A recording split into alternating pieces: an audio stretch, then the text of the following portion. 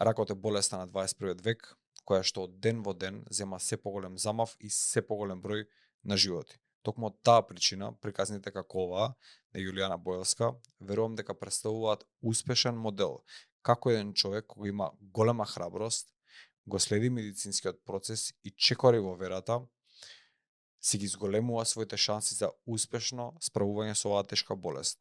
Останете со нас, следува неверојатно сведоштво.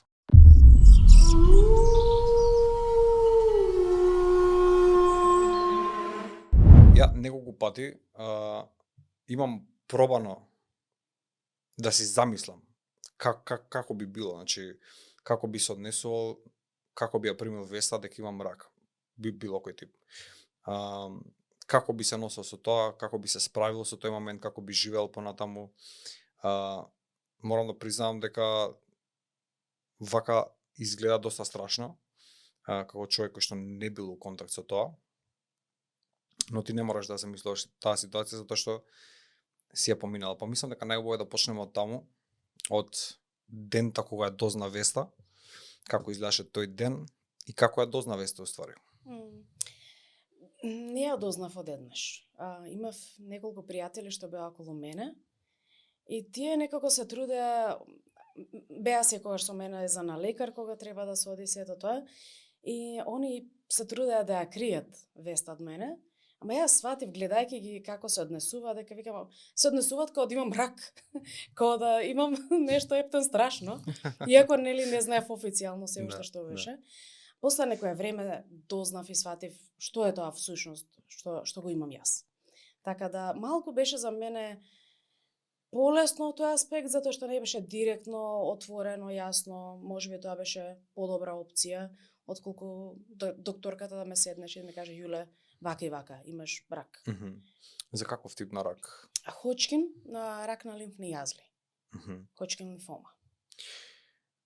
Што претходеше на тој момент? Затоа што до сега неколку луѓе имаат гостувано во ова студио, кои имале искуства со рак и нели секој си има своја приказна, своја линија развој на настани, но сите се некако се сретнуваат во една точка, односно тоа е дека стресниот период во животот или перманентен подолг стресен период во животот ги води до таа точка. Како беше во твојот случај? Така. Не сум 100% сигурна што се допринело. Јас имав стресен живот секако уште од мала. Мајка ми беше болна од моја 6-та година, постојано беше во болница и дома, болница дома, така да можно е да влијаел стрес, ама за мојата конкретна болест никој не може во моментот да каже тоа и тоа е причинител. Тоа апсолутно уште не може да се утврди. За некои видови нели ќе кажат ова е наследен, на ова влијае тоа и тоа, на ова влијае тоа и тоа. За мојот вид докторката ми каже дека нема конкретен причинител за кој што они се свесни дека постои. Така да стрес најверојатно, исхрана најверојатно. Јас сум убедена дека ништо во животот не се случува од само едно нешто. Најверојатно е склоп на околности, склоп на повеќе работи кои што донеле до тоа да нели се развие одредена болест. Во случајов кај мене нели рак. Но стресот е секогаш, значи секогаш нормално не е изолиран фактор, но е водечки фактор, претпоставам. Ти си денес верник. Да. Веруваш во Бог. Дали во тој период беше така? Кога имало стрес, дали тогаш сум била верник? Па можеби подобро почнам кога стана верник. Дали така. Дали после сознанието, борбата со ракот или пред? Така. Вака, во моето семејство мајка ми беше првата што стана верник, уште 91 година. И јас бев мала, дете, и мајка ми секој пат ќе прочиташе, значи си купи Библија. Не знам сега колку имаш познавање, но во Македонија првата целосна Библија, целосен превод на македонски е 90-91 година, што значи претходно имаме само Нов Завет на македонски јазик, ама нели комунистичка земја се уште и немаме многу допир со вера и такви работи, нели повеќе нели ако отидеш во црква, ако смееш да отидеш. 91 година се отвара Македонија за ајде да кажам за верата. И првиот целосен превод на Библијата доаѓа тогаш. Значи Стариот и Новиот Завет. Стариот и Новиот Тоа е Завет. една книга дебела, така да имам таа. Да. Таа моментално имам, да. Епа супер, тоа е тоа. Значи ние претходно ја немаме целосно на македонски. Луѓето во Македонија до тој момент ја читале на српско-хрватски тогаш или што и да нашле на бугарски, на кој јазик ќе нашле ја читале. Ги шверцувале Библиите во Македонија до тој момент. Ама Македонија 91 година кога излегува од Југославија е една од добрите работи што се случува, тогаш добиваме Библија на македонски јазик. Да, мислам дека 91 со дебели корици и од страната пишува Свето писмо. Да, тоа е таа. И мајка ми доаѓа во контакт со луѓе кои што се верници, почнуваат да зборат и мајка ми почнува да се интересира. Мајка ми си купува Библија, ја фаќа кичма, 3 месеци лежи во кревет. За тие 3 месеци ја прочита Библијата. Нормално не е се јасно, ама секој пат кога ќе прочиташе нешто, ќе рече Јуле, види што Господ направил за нас. Пак ќе прочита нешто, пак ќе дојде ќе ми каже Јуле, види што Господ направил за нас. И уствари мојата приказна со Господ, со мојата вера почнува од тогаш. Значи од мојата 6-та година за мене стана толку нормално, толку природно јас да се молам, дали пред храна, дали пред спиење, дали во текот на денот, дали за различни проблеми, дали да благодарам на Господ. За мене тоа стана нормален живот од мојата 6-та година. За мене, јас што се вика, не знам поинаков живот од тоа, нели? Од мала читам Библија или некој ми чита, пробува да ми ја објасни некоја приказна од Библијата. Дури јас самата сум взимала некоја детска Библија и во градинка или во забавиште. Ќе отидам со мојата детска Библија и ќе почнам на децата да им раскажам некои од приказните преку сликите колку што сум знаела и умела, нели? И наставничката ќе ми ја земала и ќе ми рече Јуле, денеска ти ќе зборуваш или јас ќе зборувам? И ќе ми ја земе и ќе почне она, ќе продолжи да зборува, нели, на целото оделение. Така да за мене верата почнува од тогаш. Не сум разбирала се, не сум знаела се, ама тука е почетокот. Се сеќавам дека дојде момент негде кога бев тинејџер, татко ми од прилика кога почина. После некое време бев на камп со извидници. Тоа се кралски извидници кои што и верата ја вклучуваат во самиот камп. Како Бог ја има создадено природа. Многу е поврзана природата со Бог и со она што го пишува Библијата и така. И се на последната вечер од кампот имаше логорски оган. И на тој логорски оган еден од водачите излезе и почна да ни зборува дека Исус умрел за нашите гревови, за простување на секој оној што верува и воскреснал.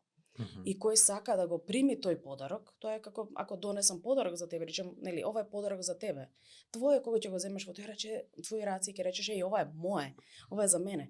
На сличен начин го објасни тоа дека ние треба самите да го примиме тој подарок. И тој подарок, уствари, после тоа ни е вечен живот и простување на гревовите наши.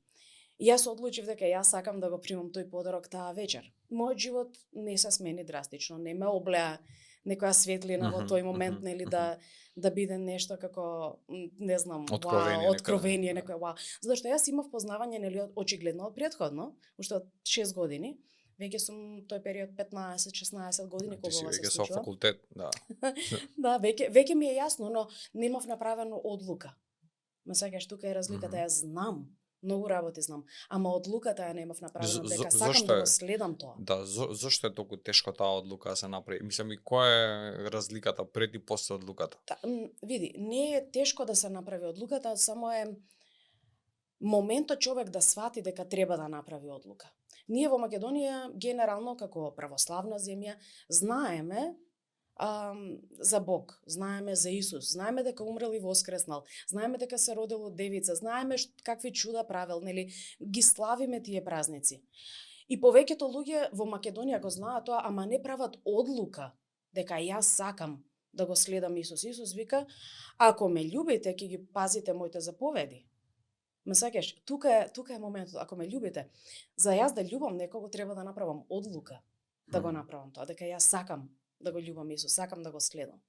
Таа одлука дојде во тој момент, јас знаев претходно и го сакав Исус, ама немав направена одлука, и знаеш што? Јас сакам да се откажам од светот, нели, технички кажано, и да го следам Исус. И за мене не направи голема разлика тој момент, таа одлука, нели, во начинот на живење многу, направи разлика Понатаму. понатаму Да. во работите што дојдоа во животот отпосле. Нели, татко ми почина 99-та година, веќе имав направена одлука, не, после тоа ја направив таа одлука. После тоа, нели, кога бев студент, при крај на студиите, мајка ми почина за 2 недели, 3 отприлика, јас бев диагностицирана со рак на лимфни јазви. Значи, мојата вера, особено во овие моменти, беше многу битно. И се уште е, ама овие моменти тука беа клучни, да кажам, за јас да издржам и да бидам денеска тука со тебе. Мислиш дека доколку ја немаше верата во тие моменти, дека поинаку ќе се одиграше цела ситуација сега? Многу поинаку, од повеќе аспекти. Една работа, додека бев болна, јас размислував како апостол Павле на едно место каде што тој вика: за мене да умрам е придобивка, и знаев дека во тој момент ако јас умрам, за мене е придобивка, нема да страдам. Ниту хемотерапија ќе се замарам, ниту страшна беше хемотерапијата, за мене беше искрено најстрашното нешто што го имам поминато. Немаше да го поминам тоа. Ако умрев, за мене ќе беше стоп до тука, нема страдање веќе. Или натака страдањата што биле, нели, во текот на животот. До тука ќе беше. Ама апостол Павле продолжува и вика: но за мене да живеам е Христос. Што значи за мене да живеам за Христос, да живеам за Господ, да не живеам за себе си или за нешто друго. Добро, значи ти си имал голема, еве да кажам, среќа, благослов на одреден начин да влезеш во верата пред да дојдат сите тие тешки моменти во твојот живот и заедно со верата да ги иструкаш, затоа што луѓе, нели, кога влегуваат, кога немаат такво некое приземјување, едноставно ги потиснува. Да. Значи ги уништува комплетно. Да. И тоа е еден убав приказ, еве така да кажеме, на моќта на верата кога е вистинска, како може да го излезеш човек во едни такви ситуации без излез, едноставно. Кога човек не гледа излез. Хемотерапијата е многу страшно, она што го кажеш. Мислам дека многу луѓе денес пораѓаат низ тоа. Мислам дека многу луѓе кои што се соочуваат со оваа болест на било каков начин, се соочуваат сами, односно без вера. Тоа не значи дека се сами без никој околу нив, но моето повеќе се однесува на без вера, нели? Така. Како изгледаше твојот процес? Мислам, самиот процес на диагностицирање, хемотерапија и конечно излекување, да кажам. Така. Значи, јас кога почнав со хемотерапија, кога почнав со диагностицирање прво, немаше PET scan кај јас. Значи, самото диагностицирање беше малку попримитивно отколку што е денес.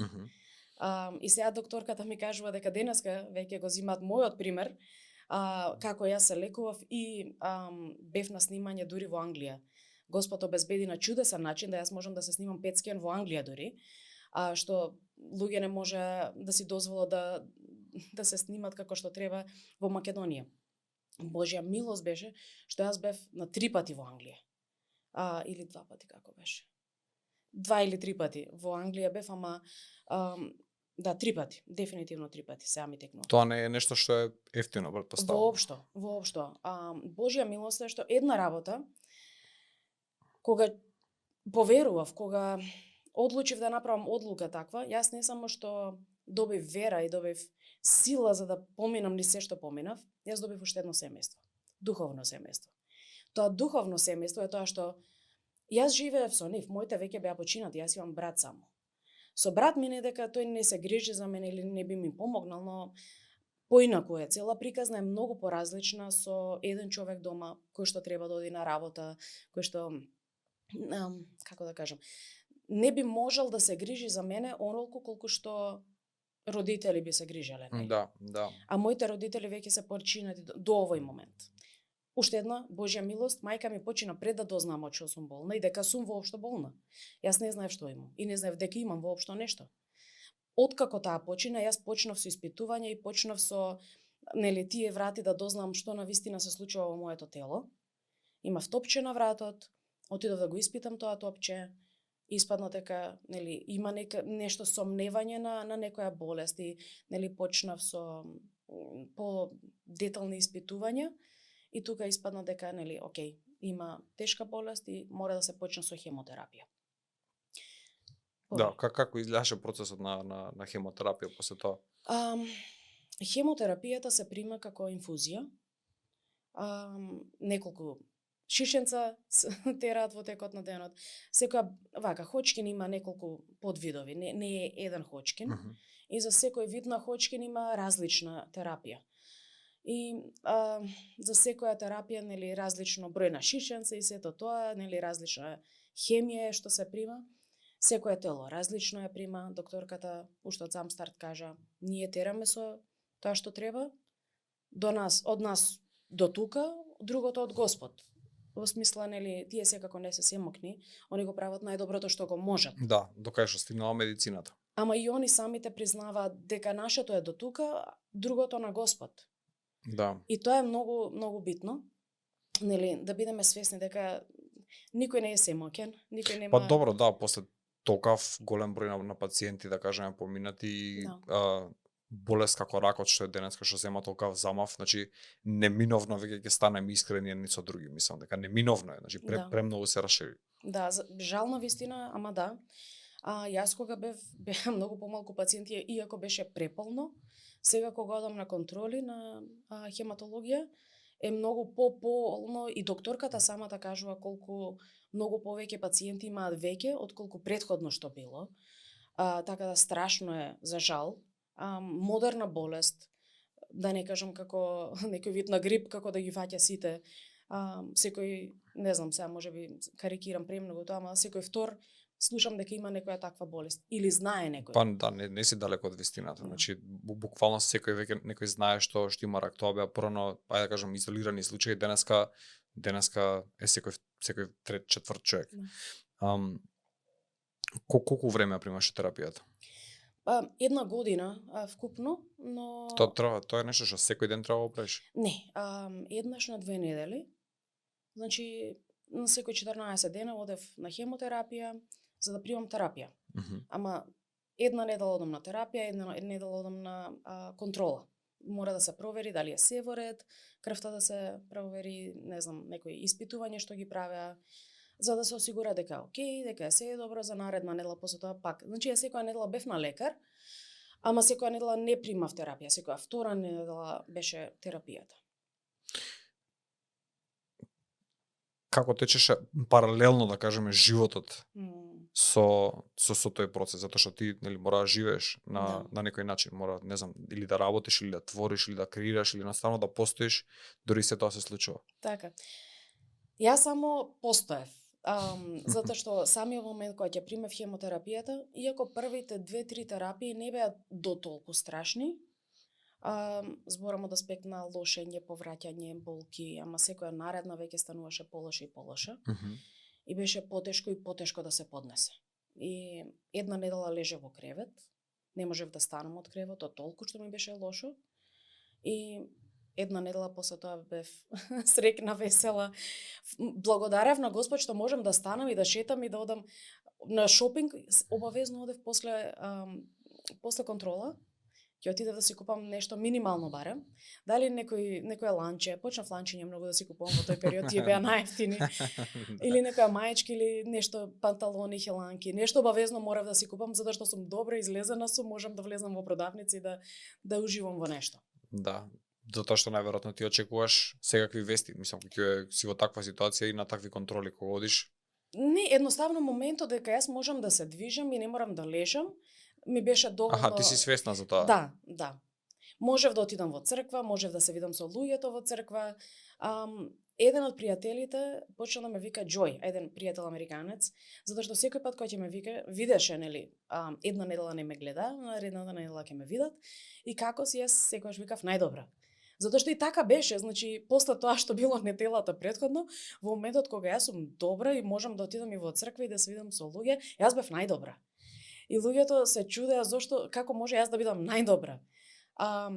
затоа што моментот кога јас не повраќам, не ми е толку лошо, јас можам да стојам и да се движам и да се смеам, јас бев супер. Јас бев одлично и таа недела дена ја уживав. Сето тоа што го земаме здраво за готово, нели? Да. Луѓето што се здрави. Да.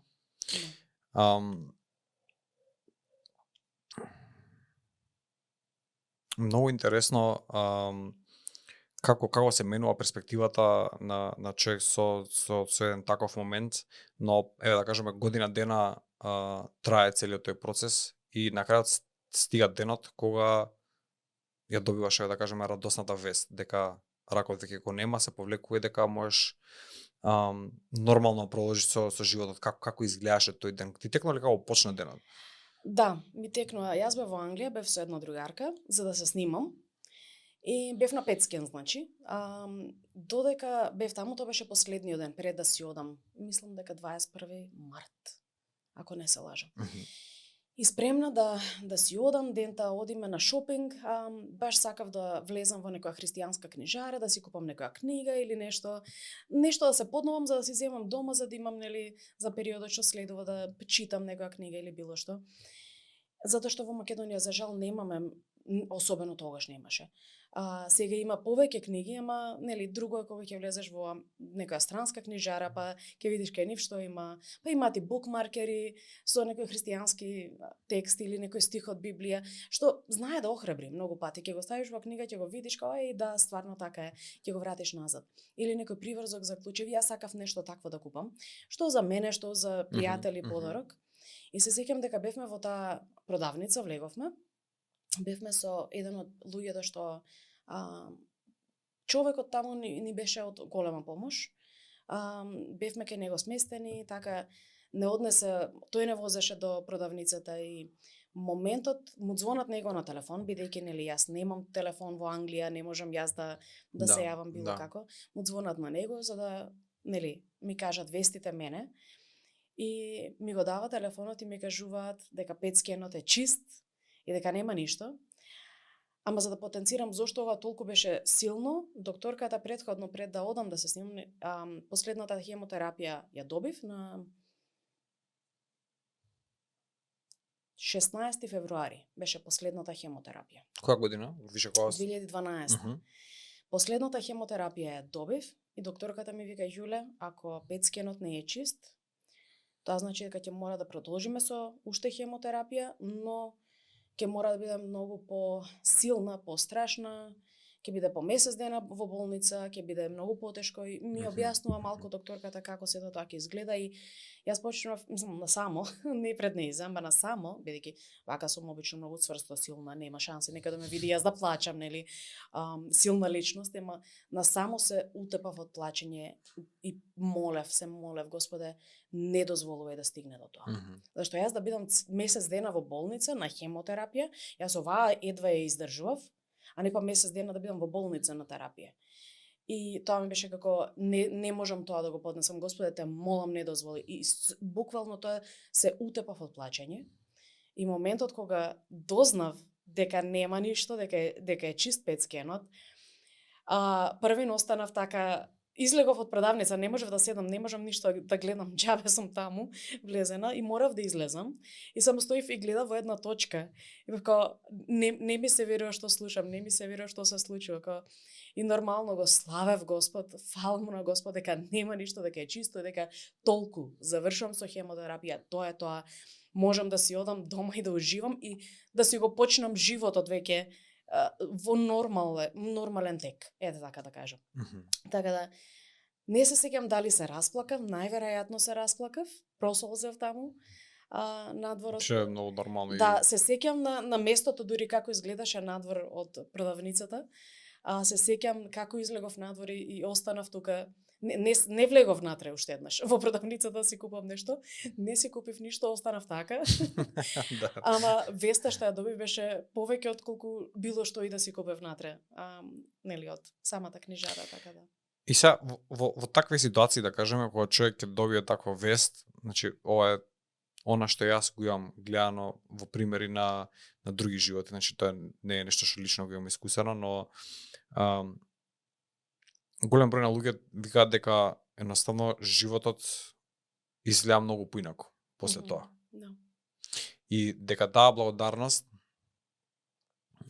која што сите знаеме дека треба да ја имаме и се охрабруваме или се потсетуваме дека треба да ја имаме, значи после такви моменти човек едноставно не заборава веќе да биде благодарен никогаш на еве да кажеме на нешто најобично како своето здравје. Така. Види, за мене јас паднав во депресија откако заврши се. Не беше можеби клиничка депресија во тој момент, Интересно, ама да, затоа што цело време размислев, ама што ако се врати болеста, ама што ако се врати болеста, што ако се врати болеста. И мене таа мисла ме утепа на некој начин. Тоа беше нешто што постојано се вртеше во глава. За еден период бев као, јеј, супер, можам да живеам, можам да правам што сакам. Да продолжам каде што сум застанала претходно. Доби време уште, да. Да, ама од друга страна беше исто така моментна, ама што ако се врати болеста. И имаше еден период кога тоа ме мачеше. Една работа што се случи после се, немам страф од смрт. Мислам, јас немав ни претходно, ама сега за мене е многу нормално јас да зборувам за смрт и да им кажам на луѓето, во тој момент ја извадив од памета на другарка, она беше студентка се уште, и беше на факултет на предавање. Јас си пишам порака, викам, слушај, ако се случи нешто, нели, во случај да, не знам, што и да умрам, во случај на нешто, сакам да ми направиш некакво видео со песна, една од Бионсе, пошто Бионсе е една од пеачките што многу ми се свиѓаат и како пее, и како игра, и како може двете да ги прави во исто време. Фасцинантно е тоа за мене. Јас што се вика се задишам по скали кога одам, а не да, нели, фасцинантно е. Што ми е поентата? Една од песните на Бионсе се вика I was here. И песната зборува за I was here, I lived, I loved. I was here, I did, I've done everything that I wanted. И така натаму, да не ја кажам се, нели, цело да ја рецитирам. Ама песната, текстот ми беше како, да, сакам луѓето да знаат дека јас сум била тука и дека сум направила некаква разлика за луѓето, дека има нешто што сум оставила впечаток некаков врз луѓето што биле. Ти имаш останал голем впечаток преку музиката. Дали почнуваш со музика во тој период претходно или после тоа? После сето тоа, јас почнав да пишувам своји песни. Секогаш сум сакала музика, секогаш сум свирела нешто, никогаш претходно не сум пишувала своји песни. Во тој период ја, кажав, паднав во некоја депресија, некој очеј као, ама што ако се врати болеста пак? Затоа што стварно хемотерапијата беше толку страшна за мене, тешко ја поминав, што не сакав тоа да се повтори уште еднаш. Викам, леле, ако се врати уште еднаш, не знам дали би поминувала пак низ истото. Ако, не знам, испадне било што и да се јави болеста пак, јас не знам дали уште еднаш ќе одам на хемотерапија или ќе одлучам као доста е до тука. И затоа ми беше многу тешко, нели? Напишав една песна, во моментот ја пишав како бедна. Јас бедна сум јас. Интересен наслов за песна, да. Јас бедна сум јас беше дел од текстот, но кога отидов да ја снимам, продуцентот ми го смени текстот, ја направи силна. Заради оваа приказна, тој одлучи да смени дел од текстот, да додаде всушност, нели тоа што е делот јас бедна сум јас, без глас пред тебе пак пред Господ. Останува. И така е многу пати. Јас сакав да остане песната како бедна. Зашто многу пати ние сакаме да бидеме силни, нели вакви сме, такви сме. Да се презентираме. Да, ама реалноста е дека не сме. Некогаш сме бедни и тешко ни е и во ред е да ни е тешко. Не мора секогаш да биде како ајде, на други им е потешко. Мислете, искривување на сликата нема константно. Нема потреба, да. Ако е тешко, исплачи се во ред. Нека ти биде тешко. Ќе го поминеш тоа. Има начини како да се помине. Тоа е добра поента, Мислам... Затоа, да, не сакав да ја промерам песната, но продуцентот ја смени со цел, нели, ама за луѓе што поминуваат низ зрак може да биде голем благослов, да они ја слушат и да речат, знаеш што, ама и силна сум. Можам да бидам силна. И тоа е вистината, јас сепак бев силна. Иако се чувствував, нели, слабо, се чувствував бедно, ама реалноста е дека бев силна заради Божјата милост. Тоа е многу добра поента, затоа што мислам дека кај луѓето многу поголем импакт има или многу поохрабрувачки делува кога ќе дознаат дека и другите луѓе се како нив, а не дека другите луѓе се силни, па дека и они треба да бидат силни сега. Така. Тие знаат како треба. Да. Ама нели како е и што е она што помага, најверојатно ова што го кажуваш ти многу повеќе да ми се допаѓа тоа. Битни се и двата аспекти. Нели, битно е и да знаеме дека во рете, тешко е. Ама заедно можеме, ќе издржиме, нели? Само некош ни е потребно некој да не фати за рака и да одиме заедно. Ама да не се Сами не преправиме. можеме. Да. Некогаш е потребно сами да си кажеме, знаеш што, можам, силна сум, ќе станам. За мене беа тука и луѓето, споменав преска, нели, браќи и сестри околу мене по вера, кои што буквално беа тука да ме фатат за рака и да ме кренат. Имаше пасторот и неговата жена во црквата каде што одев. Они беа мои родители. Они ме земаа кај нив. Јас живеев кај нив за цело време додека примев хемотерапија.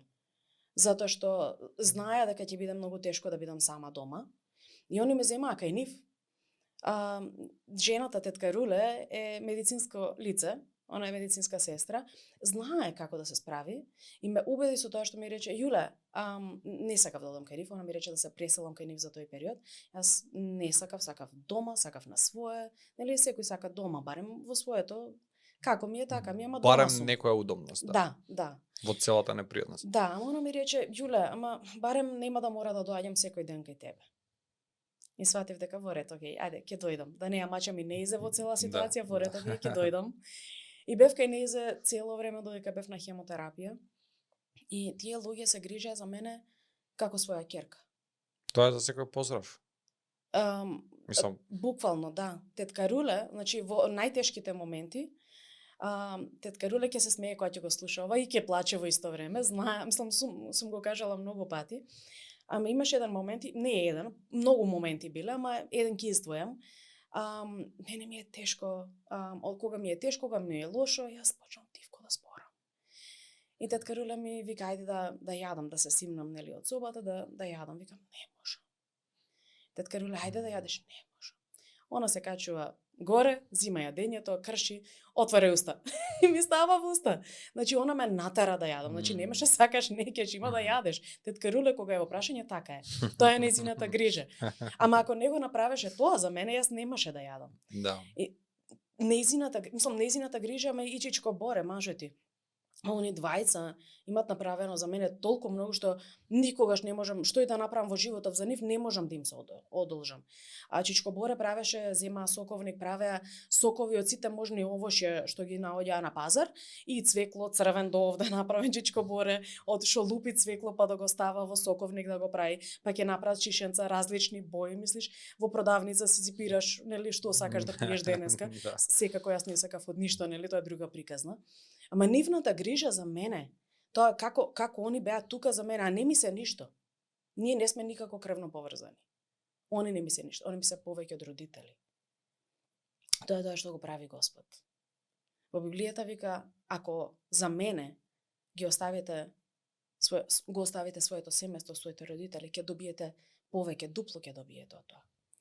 Не дека јас сум ги оставила своите родители, нели, намерно, нели, да, друга е приказната. Да, значи многу е. Ама грижата што Господ ја дозволува и ја дава преку други луѓе е иста во овој случај. Ја мислам дека, знаеш како многу пати сме разговарали тука со најразлични видови на луѓе. И некои не викаат дека, знаеш, лесно е да му се приближиш на Господ. Лесно е да му се придружиш. Лесно е да разговараш со него. Но не мислам дека е така. Значи, мислам дека луѓето навистина имаат проблем со тоа. Значи, ние имаме проблем прво Светото писмо не можеме да очитаме сами. Значи, не сме опремени со тоа, еве, така да кажам. Не можеме да го разбереме. Многу тешко ги усвојуваме законите, принципите. Значи, во твоја ситуација, значи, ти си верник цело време, но се соочуваш со таква слабост, еве, да кажеме, човечка која што верувам дека искушува верата на многу моменти. Си имала ли такви моменти? Кога бев тинејџер, значи пред сето ова, имаше моменти кога си мислев дали вреди. Дали навистина вреди јас да верувам, бидејќи нели сите околу мене прават се и се што, јас не го правам ништо од Ти тоа. си ограничена. Да. Викам дали вреди. Мојата следна мисла беше, ако Бог не постои, а јас се тоа го правам за џабе, нели, се ограничувам, верувам во Господ и одредени работи не ги правам како што ги прават другите околу мене. Едноставно губам колку? 6, 70, 80 години, колку ќе ми даде Господ на земјата, толку губам. Ама ако е вистина, а јас не верувам, јас губам вечност. Не е во прашање само годините што ги имам на земјата, туку е прашање вечност. Затоа што Библијата, Исус самиот кажа, вика, јас сум патот, вистината и животот и никој не доаѓа кај таткото освен преку мене. Ако јас не го верувам тоа, ако јас не верувам дека е Исус единствениот пат, вистина и живот, а испадне дека е, јас губам вечност. Ме сеќаш? И секогаш за мене тоа било подобро е да верувам. Подобро е да верувам. Кога дојде болеста, за мене не беше тоа прашање на дали да верувам. Отпосле имав, можеби, мисли на да му се лутам на Господ или да пробам да се ценкам со Господ. Да. Зошто се тоа, зошто се тоа. И интересна работа, разговарав со многу луѓе и Господ многу случајно ми даде одговор зошто. Не бев ни свесна дека тоа е со кое што јас се борам, дека прашањето зошто мора да го поминам сето тоа, тука лежи зајакот, како викаме. Дека тука ми е најголемиот проблем, ја не можев да се помирам со тоа дека морав да поминам низ хемотерапија. Тоа ми беше најтешкото. Сето останато можев да речам во ред, окей, тоа е што е, Господ даде, Господ зеде, како што вика Јов, благословено да името на Господ, ама хемотерапијата ми беше најтешка.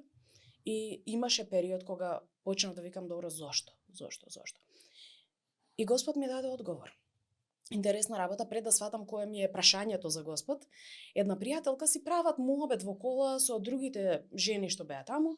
Јас бев тотално исклучена од сето тоа, само се седам и се слушам, се возам со нив. И женава си прави муабет со другите, кажува дека имала не знам колку спонтани абортуси, дека е било многу тешко. И одеднаш се врти на кај мене и ми вика, Јуле, не знам за тебе зашто ти мораше да поминеш се, ама за мене беше ова. И ја, молам? Не знаев дека тоа ми прашањето, ама ме погоди тоа. И сватив дека, окей, тоа е тоа со кое што јас се случувам. Во истите денови, друга пријателка ми доаѓа и ми кажа, Јуле, така, и разговарав, ми сватив дека, окей, тоа ми е прашањето, зошто морав да поминам низ сето тоа.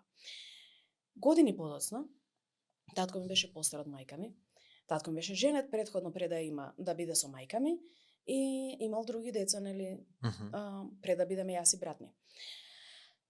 Едното од нив беше во Битола и иако моите, нели, она уште кога била мала, татко ми си отишол од X причини, да не навлегувам во детали, ни јас не ги знам деталите.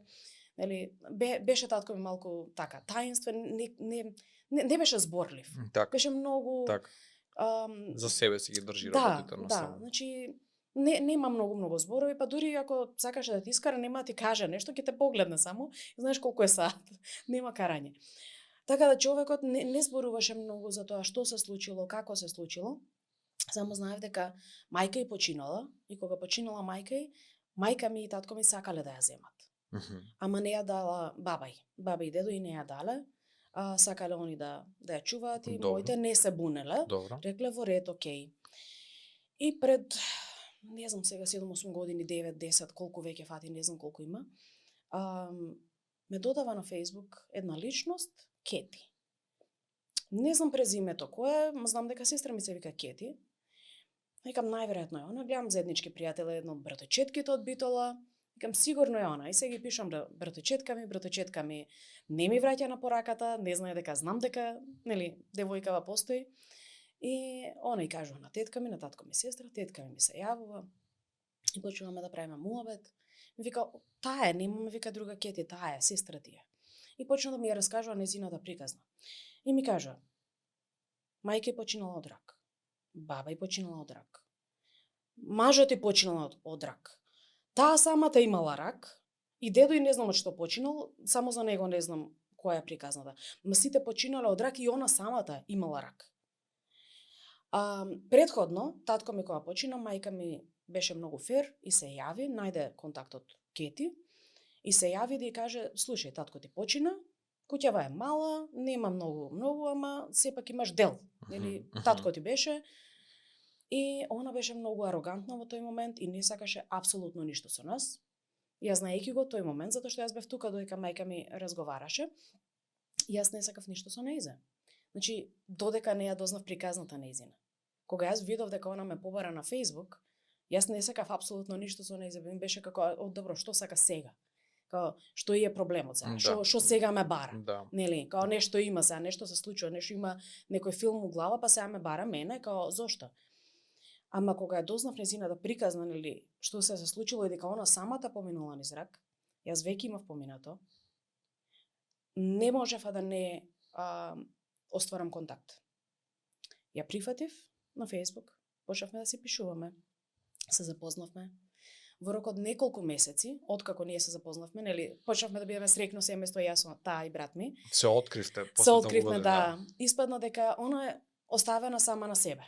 Нема апсолутно никој околу себе си, ни пријатели многу, ни роднини, апсолутно никој. Значи, можеби една пријателка, две. Мислам дека ова што го кажуваш е неверојатно. Толку луѓе со канцер на едно место, јас не знам, значи Така? ова во Битола, Во Битола, да, во Битола. Битола има таму пораст на канцер, има огромен пораст на луѓе, но ова што го кажуваш, значи сите луѓе во едно семејство да имаат канцер е страшно, нели? Страшно. Значи, мајка и баба и она самата имале наследна болест. Значи, кај нив било генетски. За нив се знае. За мажоти, што конкретно, кој вид на болест, не знам. За нив три само знам дека е генетски наследна болест. И на сестра ми кажале, направи операција, вади се одма. И она не сакала да направи операција, сакала, нели, сепак да роди првин, па после тоа да направи операција, затоа што се ширело преку хормони. Нели, претходно можеби ајде за мајка и за баба и било одамна, медицината можеби во Македонија се уште не била толку развиена, не знам што било. За нејзе сепак и кажале што треба да прави. Таа не сакала, затоа што, нели, имала некаква желба која што сакала првично да ја оствари, па после тоа. Так. Плюс таа и кажале да земе лекови, да ги пие, нели, откако завршила со хемотерапија, издржала на втор пат требала да оди на хемотерапија, издржала хемотерапија вториот пат, првиот пат не ги издржала, ги прекинала, вториот пат ги издржала и кажала сега треба да пиеш апче. И она рекла не ми треба. И не ги пиела апчињата. Откако ние се запознавме после неколку месеци, дознавам дека она е повторно болна. Всушност јас дознам дека е во болница само и дека нешто се случува, не знаеме што е. Нејзините вработени ме викаат, она имаше, не знам, печатница. Ме викна, отидов да видам што се случува и останав 3 недели таму. За тие 3 недели дознавме дека кај нејзе болеста е расширена веќе на коски, стигнато до глава. Во тие 3 недели додека бев кај нејзе, го изгуби видот. Беше, значи, така, критичен период за таа да види што се случува и да дознае. Морав јас да ја кажам, докторката таму немаше храброст таа да ја каже што се случува. Ме остави јас да ја кажам на сестра ми со каква болест таа се соочува и, нели, во која состојба во тој момент. Тоа е жалната вистина за тој период, ама што ми е поентата? Поентата ми е, ако јас не имав поминато низ рак, јас немаше да се запознам со сестра ми. И во овие тешки моменти, каде што таа поминува, јас немаше да бидам со нејзе.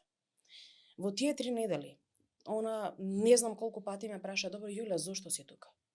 Јас само ќе кажев, затоа што те сакам тебе и го сакам Господ. Викам, ама ние не сме ни толку блиски, не се ни знаеме. Така е, ама те сакам тебе и го сакам Господ. Затоа што го сакам Господ, тука сум. Што тоа значи? Може тука да застанеме затоа што мислам дека е многу битно да ако можеш тоа некако да го протолкуваш за луѓето да го сватат тоа. Значи ти си таму затоа што го сакаш Господ и да сакаш неа. Вака, зашто не можеш да сакаш неа и да го сакаш Господ од Скопје, на пример? За мене верата не представува Вака, љубовта не е само збор. Љубовта е дело. Ако јас речам те сакам, ме сеќаш и јас сум некаде таму далеку, како што тебе тоа ти вреди. Ако Исус нели кога им кажува гладни, болни, жедни, ако не направите за нив нешто, што сте направиле? Ништо не сте направиле. Нели има момент кога Исус вика дава споредба. Ако на гладните сте им дале храна, како мене да сте ми дале, ако сте им дале вода, на болните ако сте ги посетиле, како мене да сте ме посетиле. Ме сваќате, нели едните ќе речат, ама кога сме го направиле ние тоа? И Исус ќе каже, нели, ама вие бевте кај другите го направивте тоа. Овие другите што не биле ќе речат, па нели, не го направивте, ние во твое име правевме се. Како и да е, поентата ми е, љубовта не е збор. Љубовта е дело. Мора на дело да се покаже љубовта. Исус во ниеден момент, јас не читам во Библијата дека кажал на било кого во Библијата, на било кој човек, многу ве сакам. Да, драги сте ми, да. Леле колку ве сакам. Да. Ме сеќаш? Значи, што правеше Исус за нив? Ги исцелуваше, ги нахрани, ги поучуваше за тоа што е добро и како да стигнат до небото, што се битните работи. Он правеше се што можеше за нив. Се молеше за нив. Ме сеќаш? Тоа е тоа што го правеше Исус. За мене верата е не да седам од страна и да речем, жал ми е. Мислам, секако можам и тоа, ама дали е тоа доволно за тебе? Ако тебе ти треба помош, си паднал, да ти помогнем да станеш, ти треба, јас ти викам, Господ нека ти помогне. Ме сеќаш, нема смисла. Преубаво објасна тоа, мислам, за тоа сакав да се задржиме малку, затоа што мислам дека точно тоа е суштината. Мислам дека кога луѓе ќе се повикаат на верата, тоа го доживуваат некако апстрактно и дека преку звездите они ќе пробаат сега да ја решат, да го решат проблемот, а уствари не сакаат дека во нивни раце, значи све е буквално во нивни раце. Све што е пред нив и све што им е на дофат со раката буквално можат да интервенираат тие на некој начин. Така. Дефинитивно. Што е мое да го направам? Да, Господ ќе го направи неговото. Вика, приближете ми се, како беше? Приближете се кон Господ и тој ќе се приближи кон вас. Наше да го направиме први нашиот чекор. Господ нема да со сила ти дојде и рече, верувај во мене. Не е Господ насилен, па сега да, не знам, со сила да те натера нешто да направиш. Слободната волја. Буквално. Таа што ни е даена. Тоа е, слободната волја е тука. Ама слободната волја е дали јас ќе го следам Господ или не. Таа одлука што ја спомнав претходно. Мојата одлука да го следам Господ во секоја ситуација. Не да го следам само кога ми е добро. Не да го следам само кога е лесно. Кога е лесно, секој може да рече, верник сум, супер. Читам Библија, се молам, не знам што правам, ме сеќаш као супер. Ама кога е тешко, кога тоа ќе те заболи, кога бара некаква жртва од тебе, дали тогаш си верник? Како сестра ти реагираше на тој момент? Првично и беше многу чудно. Пошто, нели? Да, мислам, затоа постојано прашуваше, значи додека бев таму што се вика таа, прашуваше, ама зошто си тука? Зошто си тука? И јас истиот одговор го дадов цело време. Ама интересна работа за неја, тоа беше клучно за таа да одлучи да го следи Господ.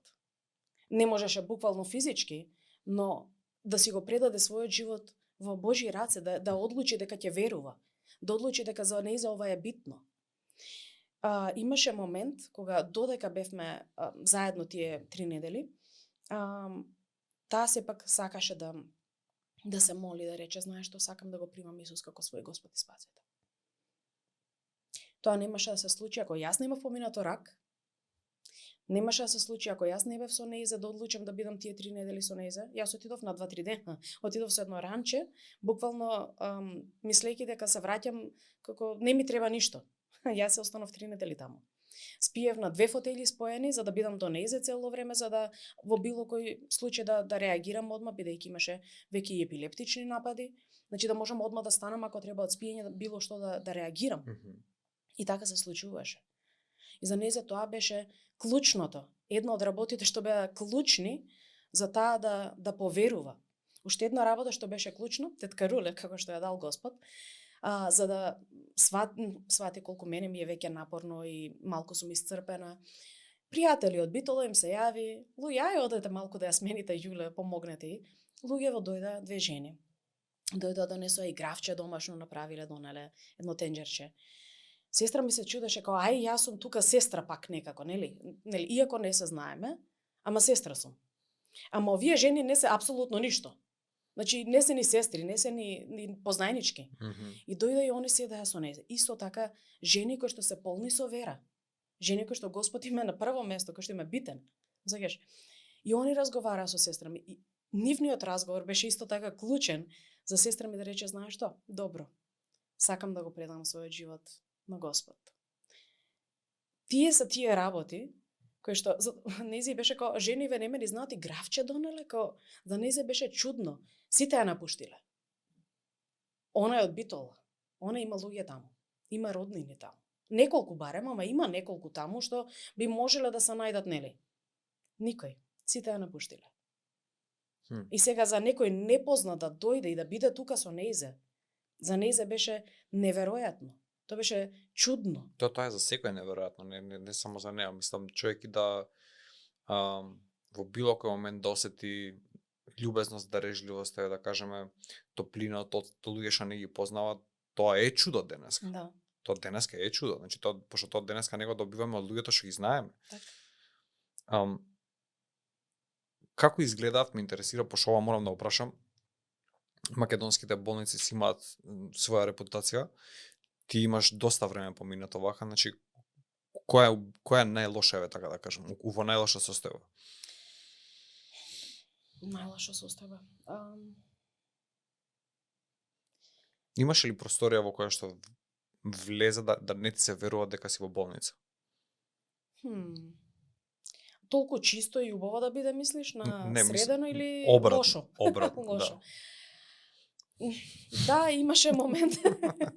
Не беше со хематологија и со хематолошки проблем поврзано. Беше на друго место, за жал. Нема да именувам која болница, ама најдов каде што чека во чекалната, најдов измет и тоа беше едно така поголемо парче, што не бев сигурна што животно е. И ми беше како, не знам што се случува тука, ама нешто не е во ред. Буквално тоа беше позади столчињата. Тоа беше најлошото нешто што ми се случило. Тоа е победникот. Мислам, нема да бараме второ и трето место, сигурно. Не знам што се случуваше, значи тоа беше да, ми изненади премногу дури тоа. Како заврши твојот престој во Битола? Сестра ми ја сместивме во Сјурајдер. Моравме да ја ставиме некој да се грижи за нејзе, бидејќи таа самата за себе не можеше. Немаше кој да се грижи за нејзе за цело време, за да ја донесам во Скопје беше малку покомплицирано и беше влошена состојбата, не беше баш за да патува. Па и јас не знам колку јас ќе бев способна за да го правам сето тоа. Така да после 3 недели таа се смести во установа каде што може да се грижи за нејзе. И беше таму уште неколку месеци и после тоа почина.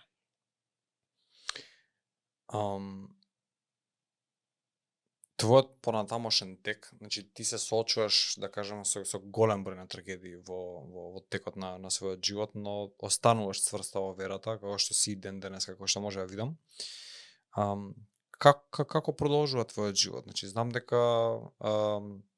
доста, да кажеме, постигнуваш во полето на музиката после тоа.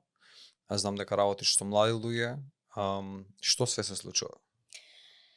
После сето тоа, успеав да снимам неколку песни, па викам, ајде, може би е време да снимам албум. И тој албум се вика Дал верувам. Во моментот го нема во продажба никаде. Имаше период кога во соработка со една организација направивме да се даваат бесплатно CD-њата, со цел луѓето да бидат охрабрени преку мојата приказна и преку песните, затоа што песните што ги пишувам се мојата приказна. Сатив дека начинот на пишување на песни мене ми е искажување на тоа што се случува во мене во тој момент. И процесирање. Значи така почнав да ги процесирам работите, ама и ми дава задоволство во исто време. Колку пати процесираше во албумот? Мислам дека 12 песни има, од кои што една песна е химна, значи е стара песна, христијанска, која што ја снимав. Тој умре за нас, се вика. Една од таа беше првата песна на која што плачев, просолзев така ептен, многу длабоко ме допре. И многу ми значи, до ден денеска ми значи многу таа песна. И уште можеби 2 песни, беа песни кои што ми беа дадени за да ги снимам. Едната беше за Визија Фест. Имаше христијански фестивал до пред неколку години кој што се одржуваше секоја година. И за еден од тие фестивали ми беше дадено песна да да ја снимам за да ја отпеам. Да. И после тоа, така да најверојатно 8-9 песни можеби се мојот албумот. Тоа е многу процесирање. Да. Работиш со млади луѓе, работиш со студенти. Во што се состои твојата работа? Што ги учиш? Така, јас работам во секој студентска невладина организација. Со младите работиме на 4 области. Социо, емоционална, интелектуална, духовна и физичка. Бидејќи ние како личности сме склоп од сите тие работи, не сме само едно. Не сме само духовни личности, не сме само физички личности, ние сме сето тоа, ние имаме потреба и од поврзување со луѓето, таа социоемоционална област, имаме потреба дури интелектуално да се развиваме, имаме потреба и од физички, дали е сон, дали е вода, дали е воздух, тоа е физичката област, ама и духовната е, во сето тоа имаме секогаш прашање, зошто постојам? Зошто сум тука? Моментот на одговарање на тоа прашање е всушност таа духовна област. И ние работиме со младите на сите овие 4 области, со различни проекти, со различни семинари, пробуваме да еден на еден, значи или во група, различно е зависно од потребата, така да работам со млади луѓе на сите овие области. И што би рекла ти, значи што се случува со младината денеска? Добро прашање. Мислам дека тешко е да се одговори. Поприлично широко за тоа, ама и сакав да го поставам па да видиме, нели? Да. Мислам дека се пробува да се пронајдат себе си. И тоа од секогаш било, прашање, да се пронајдат себе си. И тешко е, затоа што од нас се бара уште во основно, кога ќе завршиме, да знаеме што сакаме да бидеме. Па одбираме средно школо според тоа што го сакаме. Па после тоа бираме факултет според тоа што го сакаме. А всушност ние се уште не знаеме што сакаме. Бираме или ни се наметнува? И едното и другото. Се трудиме да одбереме, или ни се наметнува, или гледаме каде има пари. Зависно од сето тоа. А всушност ние се уште не можеме не се знаеме себе си. Колку сме ние овдека? Значи, тоа било едно, ајде да кажам, прашање на кое што навистина имам посветено доста време на размислување. Колку луѓето во Македонија ствари добиваат шанса да се реализираат? Значи, колку ние многу пред да дојдеме овдека, многу пред да го започнеме нашето патување на оваа територија, на оваа парче, да кажеме, некои нешта се предодредени за нас со тие навики, систем на функционирање, верувања, вредносен систем поставено. Значи, колку ние уствари добиваме шанса да го најдеме уствари тоа што бараме, ако воопшто бараме нешто? Така. Мал процент би рекла се тие што успеваат да го најдат тоа за кое што ги бива, за кое што се создадени, ајде така да кажам, затоа што сите имаме свој карактер, така? Според карактерот гледаме кои ни се јаки и слаби страни. Според тоа, кои ми се јаки и слаби страни, јас можам да реагирам, окей, што ме бива за ова, јас можам да го работам ова и ова. Има тестови за тоа, има начини како да се дознае. Ние ги немаме како ресурси многу, од аспект на кој да го работи тоа. Сега тек почнува коучинг, зборам последниве години се потенцира коучинг. Јас сум една од тие што имаат завршена обука за коучинг и тоа го правам со младите затоа што потребно име некој да ги води. Не јас да им кажам што да прават. Преку прашање да ги водам самите да си дојдат до одредена реализација, до одредено сваќање за тоа кои се тие самите. Секако тука се, помагаат и тестови одредени и сето тоа, ама кој сваќа дека му треба такво нешто. Никој. И голем дел од америчките автори сретнувам дека ја потенцираат важноста на менторството. Значи колку е и тоа не само ментор, туку да е вистинскиот ментор за тебе. Така е. Се сложувам целосно. Јас сум ментор на студентите со кои што јас работам. Како ментор, јас им помагам во овие области, јас сум тука за нив во било кој момент да разговараме, да им помогнам од аспектот од кој што јас можам. Дали тоа ќе биде да разговараме, имаат желба да направат нешто, имаат план некаков, ама не е целосно осмислен, па да им помогнам да го направат, или едноставно им треба некој да ги слуша. Не сум психолог, сум била на психолог, не сум психолог, не е тоа мојата улога, ама коучинг може да помогне од аспект на практичност. Ако ти треба нешто да направиш, ти треба некој што ќе ти слуша и ќе ти стварно некој да те слуша за да ти постави прашање и да те замисли и ти да повторно да почнеш да размислуваш, окей, значи ова и ова треба да го размислам, да видам што ми фали, што ми треба, како да го направам, кој ќе ми помогне, до каде сум со сето тоа. Јас сум човекот за тоа. Значи јас го правам тоа со студентите. Имаат потреба. Младите имаат потреба од ментор. Клучно е за некои луѓе да имаат ментор за да успеат. Уште поклучно е некој да ги сака. Љубовта да им биде покажана дека има некој покрај нив што се грижи за нив искрено, не лицемерно, не од желба да заработат од нив. Во секој студент јас тоа што го правам со студентите е бесплатно за нив. Јас не им наплаќам. Иако многу луѓе што го работат тоа во други фирми, го наплаќаат многу.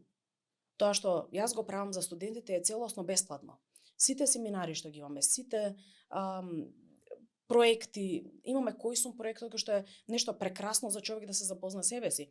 3 средби кои што ти помагаат. Првата средба е општ разговор за кој си. Лушпата, викаме како авокадо, лушпата на авокадото. Втората средба правиме тест за карактер. Месото, она што се јаде, она што е стварно добро. И третата средба е твојот светоглед. Тоа што си ти те прави, нели, твојот светоглед, како гледаш на работите, што веруваш всушност. И јас секогаш потенцирам што веруваш за себе си, што веруваш за другите, што веруваш за Господ, небитно што веруваш. Што и да е тоа, кои да се твоите верувања, се тие верувања кои што те прават тебе денеска да бидеш тоа што си. Твоите верувања, ако се вистинити, ти правиш добри одлуки. Ако не се вистинити, правиш лоши одлуки. Например, ќе си кажам за себе си. Јас бев убедена уште од млада, уште од многу мала, затоа што брат ми е толку интелигентен што можеше во 1-2 вечери да научи цела книга, да знае на памет целата и оди во школа и ја рецитира буквално. Значи знае на која страна што има за 1-2 вечери учење. Мене ми треба малку повеќе време учење, не сум како брат ми. И мене секогаш ме споредувале со брат ми дома и секогаш било моментот на кутрата таа. Знаеш, на вицот како беше? Нека е живо и здраво, да. Да, едното е магистар на студии, а другиот е нели да е живо и здраво. Јас сум да е живо и здраво детето. Да.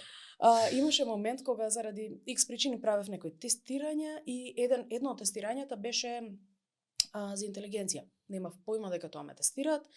Откако завршив со тестирање, ми викаат, нели, после некој време со резултатите, ти си надпросечно интелигентна, 1 по 1 гениалец, викам, нема шанси, тоа се резултати на некој друг, грешка си. Не се мои резултати. Мене вика твои се, викам, не, извини, нема шанси. И после тоа сваќам дека јас цел живот сум го поминала верувајќи дека сум глупа, проста, подпросечна. Инфериорна, да. Во споредба, нели, со брат ми, ама јас може да сум била помалку интелигентна од брат ми, ама не дека јас не сум била интелигентна. Ама јас сум верувала дека сум подпросечна. И кога други ќе ми рекле, ајде да направиме тест за интелигенција, јас сум била како нема шанси. Зашто ми било страф од резултатите што ќе ги добијам. Дали не е тоа еден од библиските принципи, да кажем, дали не е споредбата со други греф во Библијата? Секако дека е. Секако дека е, ама јас толку сум знаела. Не, тоа ми е наметнато. Зборам како тебе, точно така, значи тебе ти е наметнато тоа, значи не само тебе, туку мислам дека на секој еден од нас тука ни се наметнува како принцип на функционирање, односно како луѓето од страна, дали се родители, дали се вработени, дали се што и да е, значи кога пробуваат да ја измерат нашата успешност, они не споредуваат, секогаш не споредуваат со некој, и то секогаш не споредуваат со поуспешен од нас. Да. Нели, не замајќи ги во обзир моите околности, неговите околности, твоите околности и така натаму, ги земаат на крај само резултатите, се споредуваат и врз основа на таа споредба се вади конечен заклучок кој што секогаш ќе биде нели погубен за тој што што има помали резултати. Така е. За мене беше така, за мене беше погубно. Ајде, така да се Ама изразам. за секој тоа е формула за пропаст, да. Ама и убаво спомна ти, околностите никој не ги гледал зошто јас сум имала резултати какви што сум имала во споредба со брат ми. Никој не гледал во кои околности јас се наоѓам и зошто моите резултати се пониски. Го давале тоа како не те бива, толку можеш да си здрава и жива, нели? Никој не ни помислил да види, ама што е реалноста, која е причината. И многу пати точно е дека го правиме тоа. Поентата ми е, јас верував во лага. Верував како да е вистина. Ја живеев според таа лага како да е вистина. Од појки аспекти, не ни планирав да одам на факултет. Не ни сакав да одам на факултет. Пошто ја викам, не ме бива мене за факултет. Не сум ја за учење. Да, веќе си развиваш комуникација со самата себе, да. Завршувам средна школа, јас правам вака и вака, како нема смисла јас да студирам. После тоа кога сватив дека добро, ајде ќе се запишам.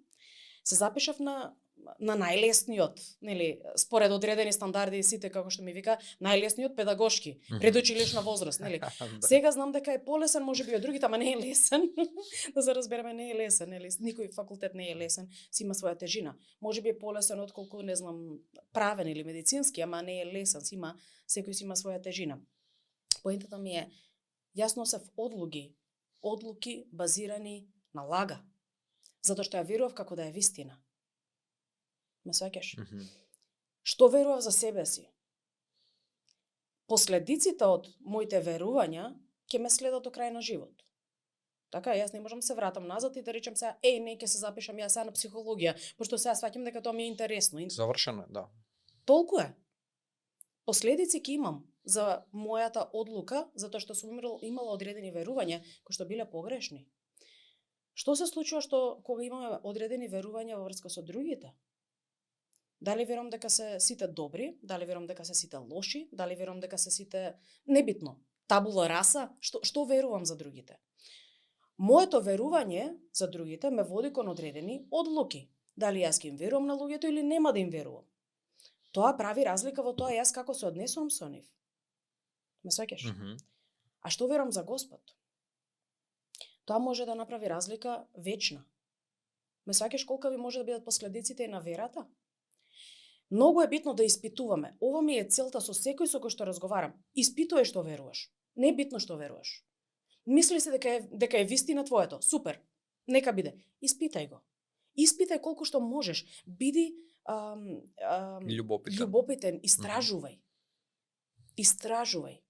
Зошто го веруваш тоа? Затоа што ти го наметнале твоите? Зашто мене мајка ми зборувала, нели, јас кога сум била мала, дека ми читала од Библија, ми кажувала што Господ направил за нас. Заради тоа верувам или затоа што јас сум направила одлука, зашто јас сум увидела дека тоа е вистина? Зашто сум која е поентата? Зошто? Верувањата за сите овие три работи имаат последици. Испитувај. Глупа сум. Паметна сум. Убава сум, грда сум, небитно, што да верувам за себе си, за другите, за Господ. Што и да е, испитувај. Затоа што последиците може да бидат страшни. Може да бидат тешки. Може да бидат добри.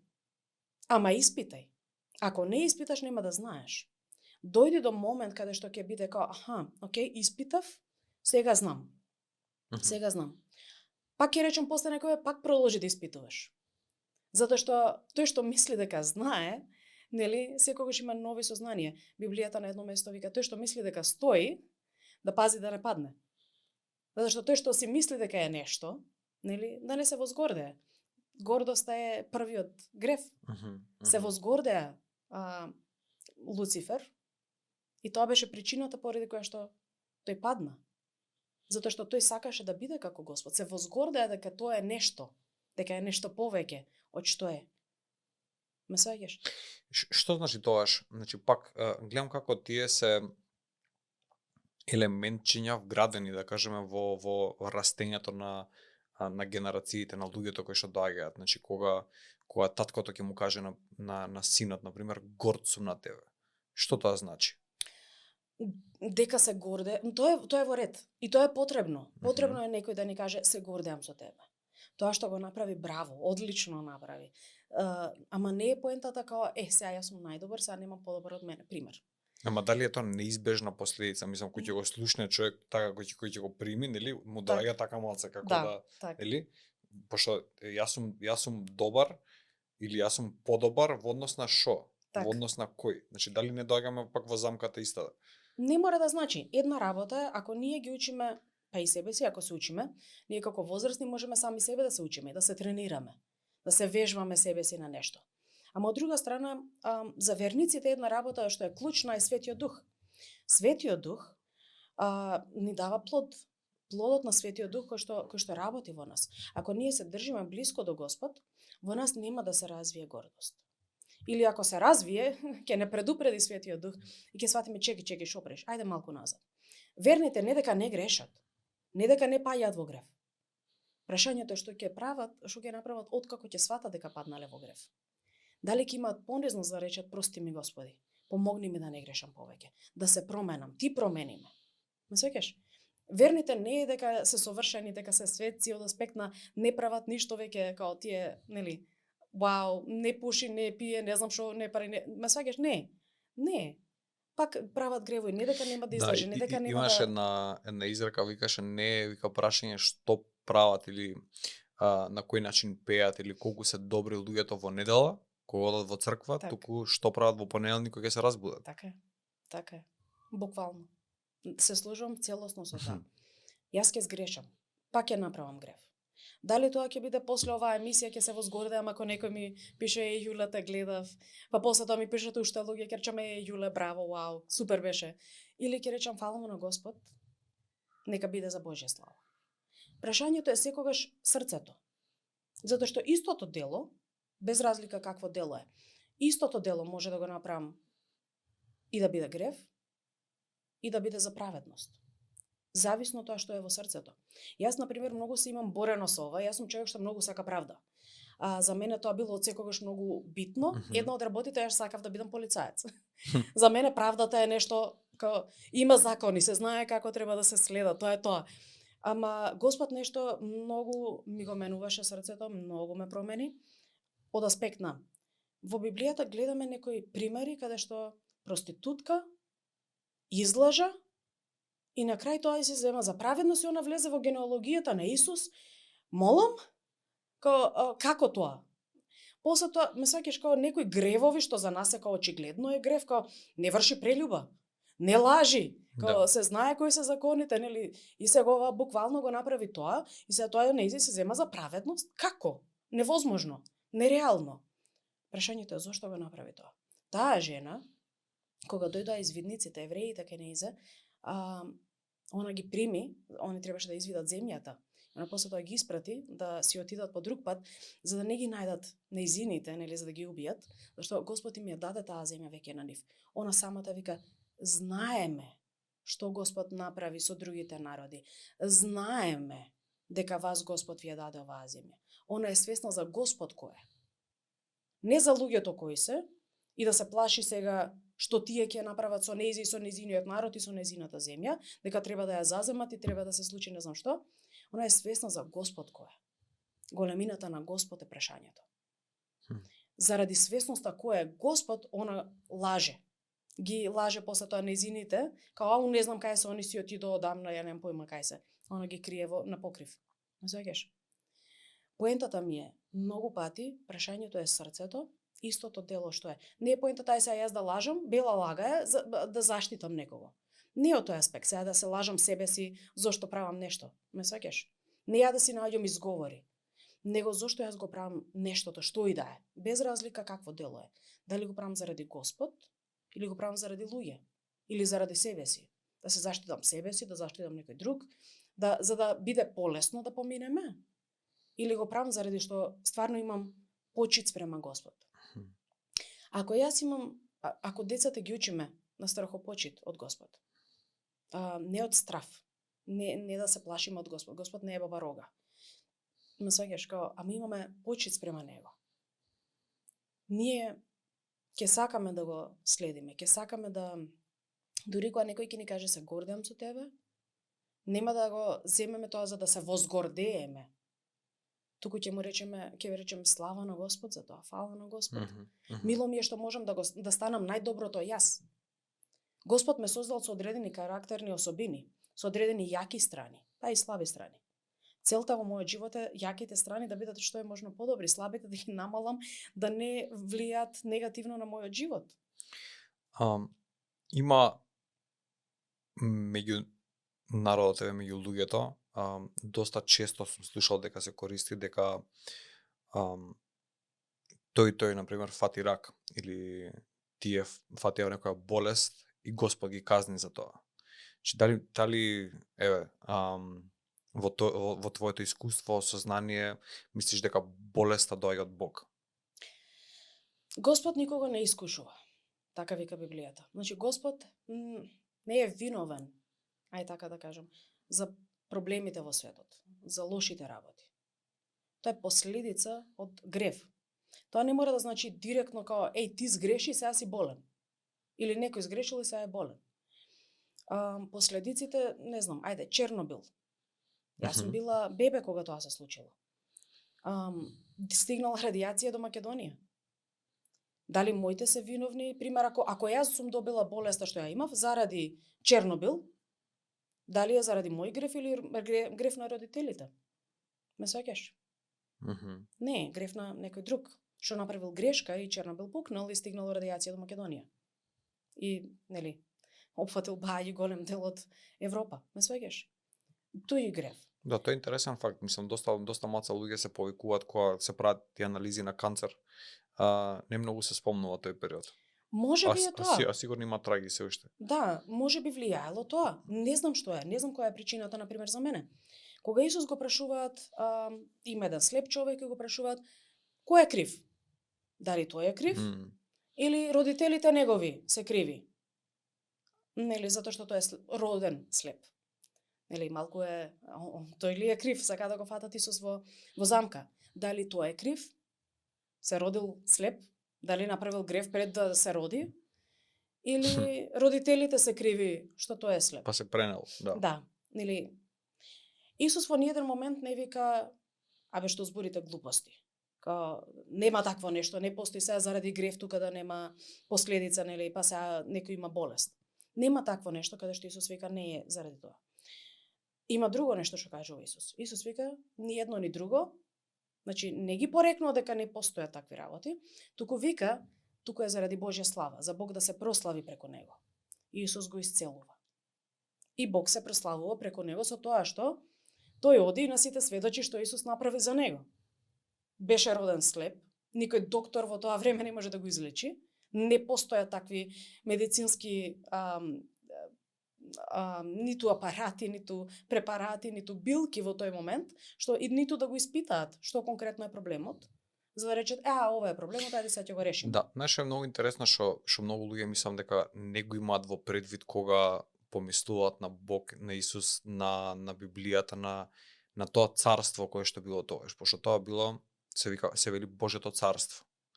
Значи не се вели Божјата демократија или Божјата, не знам, република или некоја монархија или некој човечки политички систем. Значи тоа било царство каде што важат закони на кралот. Значи тоа не е прашањето ми е дали можеме ние да го сватиме воопшто тој концепт родени во ова време, каде што сами си ги носиме законите, си ги менуваме, си создаваме реалност онаква каква што човечката природа налага, да сватиме ситуација или време во кое што владеело, да кажеме, Божјото царство, а и понатаму сите царства, кај што законите биле поставени од еден човек или од еден авторитет и тие требало да се следат безусловно. Ако мислиш на времето кога Исус е на земјата, На тоа мислиш? Мислам, Божјото царство? мислам на Божјото царство. Божјото царство е и ден денес, најверојатно. Добро, Значи, тоа не е нешто променето. така. И таму важат законите на Бог. Ние немаме удел во тоа. Ние не можеме да ги изгласаме, да ги отфрлиме или да ги Така. нели да ги смениме, амандман да даеме на некој. Концептот дали колку мислиш дека е проблем човек да проба да свати како царство функционира, прво нека е човечко царство, па после тој Божјо царство може. Так. Мислам дека еден од проблемите што ги имаме денеска, сваќање на последиците од гревот, е тоа што ние не можеме да разбереме што тоа значи, нели,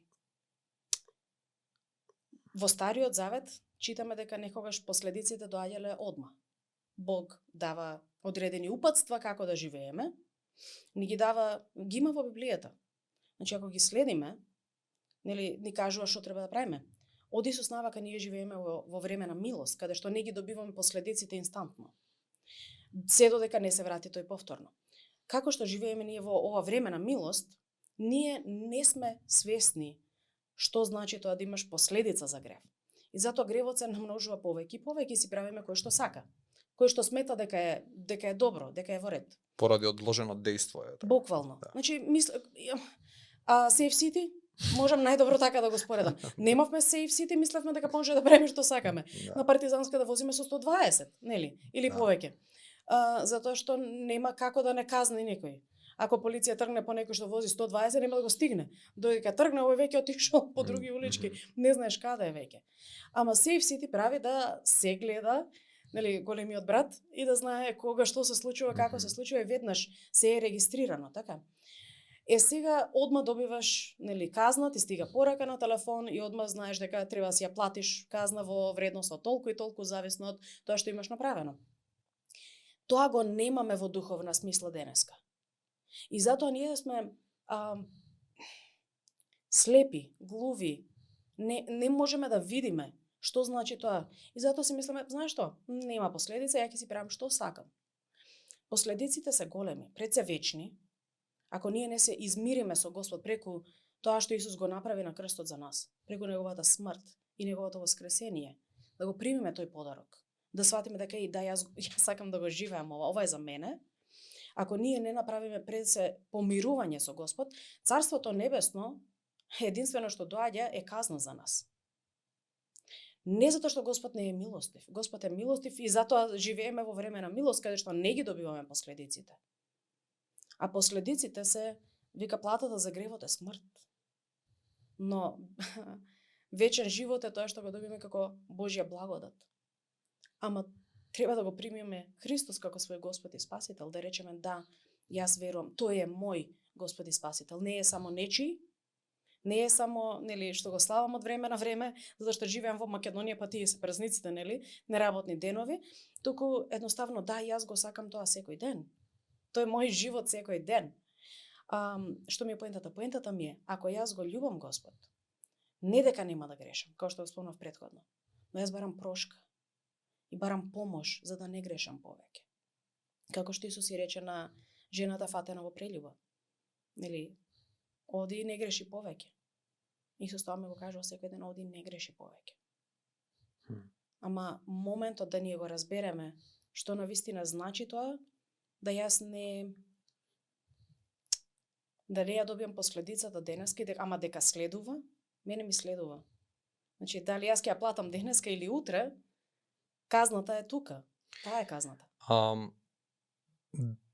Духовната перцепција, она што кажуваш. Значи, колку затоа што како човек расте во верата, претпоставувам, се повеќе почнува да гледа низ духовна призма со духовни очи и едноставно се изгледа поинаку, изгледа различно и истата реална себе да кажеме што ја живееме човечка, но изгледа многу поинаку. Почнуваат да се појавуваат она што кажуваш спојки на или конекции на места кои што во нормален живот никогаш не би ги приметила.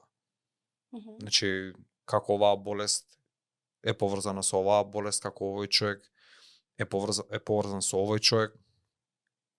како едно од точка А се поврзува со точка Б, значи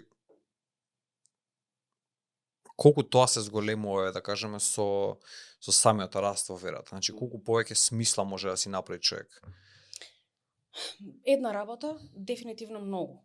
Значи многу смисла доаѓа, нели, немаме одговор за се. Никогаш нема да имаме одговор за се на овој свет. Еден ден кога ќе застанеме пред Господ, можеби тој ќе ни пушти еден филм, ќе ти каже, тука види како беше, па тоа беше заради ова и ова. Да. Можеби така ќе Многу го беше знаеме. близко, да. Да. Ама за многу работи денеска можам да кажам, знаеш што, знам дека Господ се грижи. Што и да се случува, Господ е со мене.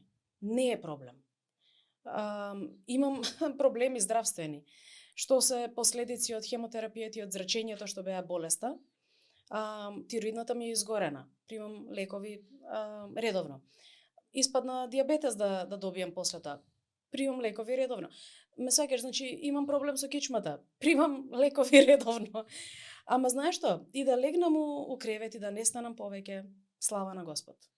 Нема да биде лесно. И беше така, една година леже во кревет заради кичмата. И не станав. И знаеш што? Во тој период баш се случи да јас најубавите идеи ми дојдат. Да размислувам практично за некои работи, бидејќи не можам да станам да ги направам тие работи, ама почнам да размислам за некои работи, ова може вака да се направи, ова може вака, и да почнам да ги запишувам одредени планови, одредени идеи, да ги споделам со други, ако не во најмала рака, да мотивирам други луѓе и да ги издигнам нив. Не мора јас да бидам се. Не сеќаш? Не мора јас се да правам. Ама јас можам другите да ги оспособам тие да прават. Јас да ги благословам на некој начин, да кажам, заради тоа што јас сум легната во кревет, другите да прават нешто што инаку јас би сакала да го правам, јас би го правила, пошто мене ми дошла идејата. Ама може другите да го прават. Нив да ги оспособам, немам друг збор што би го кажала, да ги нели, да ги подкрепам во сето тоа, нив да им биде како, знаеш што, и ти можеш. И ти можеш тоа да го правиш, и можеш многу повеќе. Знаеш, може би не би било коучинг во тој период кога беше сето тоа, ама идејата е поттик едноставно да охрабриш човек, мислам тоа е потребно, мислам не знам колку е ефективно, затоа што веќе премногу се потроши, мислам дека некако луѓето сватија дека окей е да се охрабруваме, и ајде сега ќе го правиме тоа цело време, знаеш.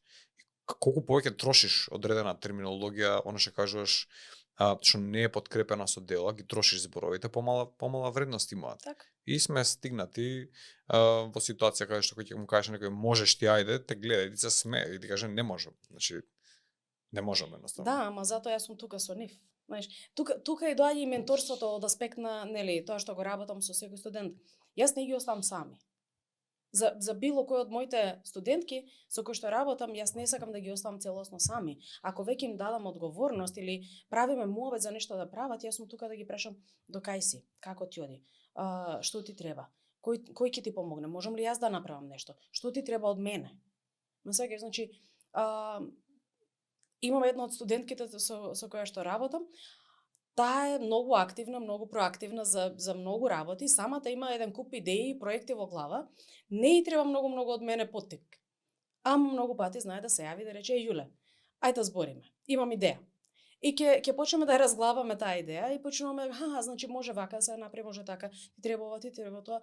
Ајде што можам јас да направам, што можеш ти да направиш? И ќе направиме целосен план од ние што сме сакале кафе муаве да биде. А испаднало еден целосен план на проект што претходно не сме го мислеле. Ама поентата е луѓето можат. Луѓето можат многу повеќе од колку што се свесни најчесто. Ама им треба поддршка, им треба некој да ги охрабри и да биде тука со нив. Јас сум човек што сака да биде тука и на дело. Не сум човек што е само на зборови. Речам, супер, нели, муабетот од преска, можеш, терај. Не, сакам да бидам тука со нив додека го прават сето тоа. Ако е возможно, ако имаат потреба од мене, практично да го направам сето тоа. Значи, што можам да направам? Ти требаат материјали, ти требаат логистика, практични работи. Што е тоа што ти треба?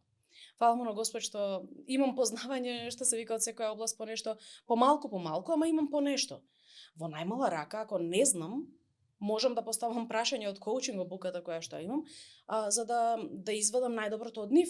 Така. Бидејќи ти имаат многу познавање, само многу пати се срамат да го искористат или не знаат да го искористат, ама способни се. Многу пати многу повеќе отколку што едноставно им било дозволено до сега. Така да можат.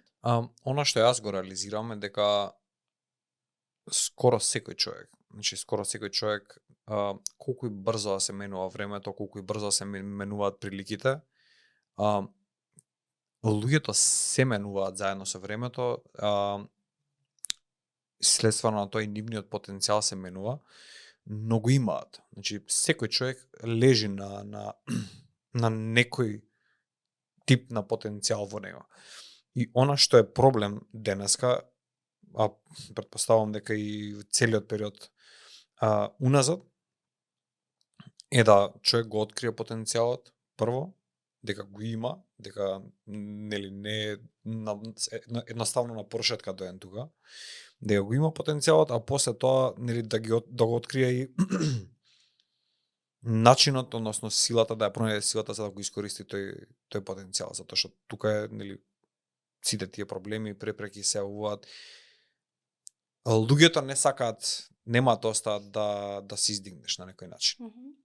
Некако тоа ми се докажало во пракса, дека секогаш кога ќе му се отвори простор на некој човек да успее во било што, да кажеме, многу малку луѓе има околу него. А уште помалку од тие се тие што сакаат да му помогнат, затоа што едноставно не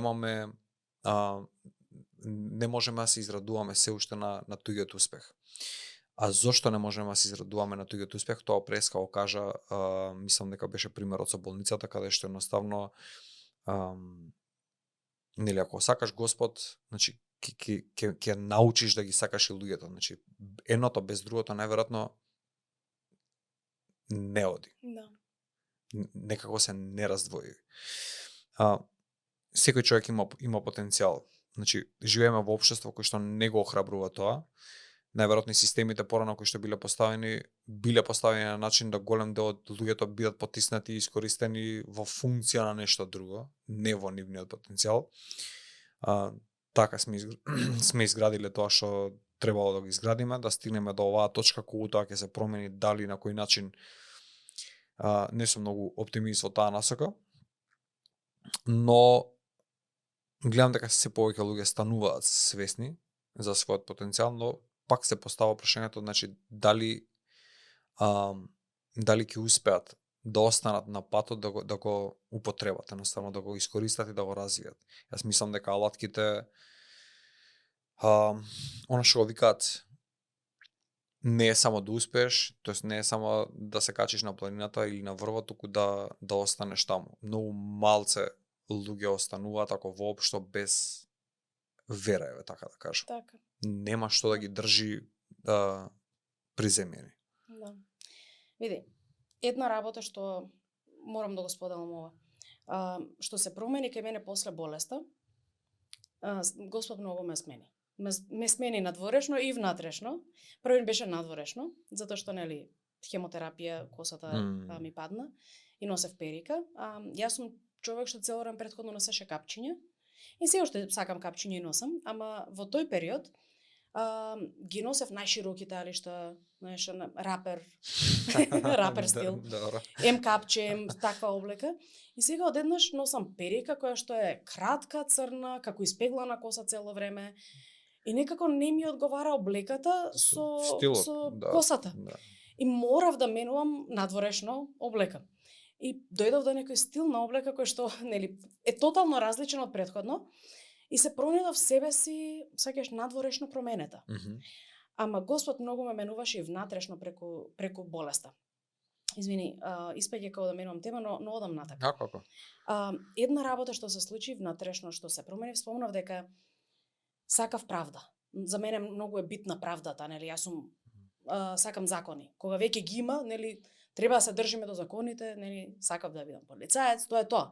Тие закони за мене се страшно битни. Тоа е мојот карактер.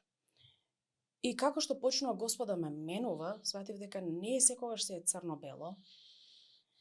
Јас ако се држам до законот, јас се држам до тоа да ги осудам луѓето.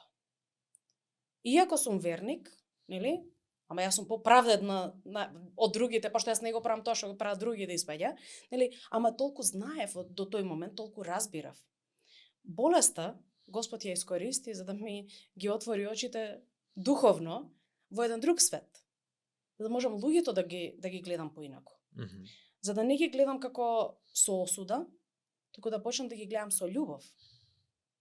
Да почнам да ги гледам со потенцијалот што го имаат, да може да ги гледам со она што е внатре, не само она што е надвор. Затоа што нивното дело надворешно е склоп на X работи што се случуваат внатре.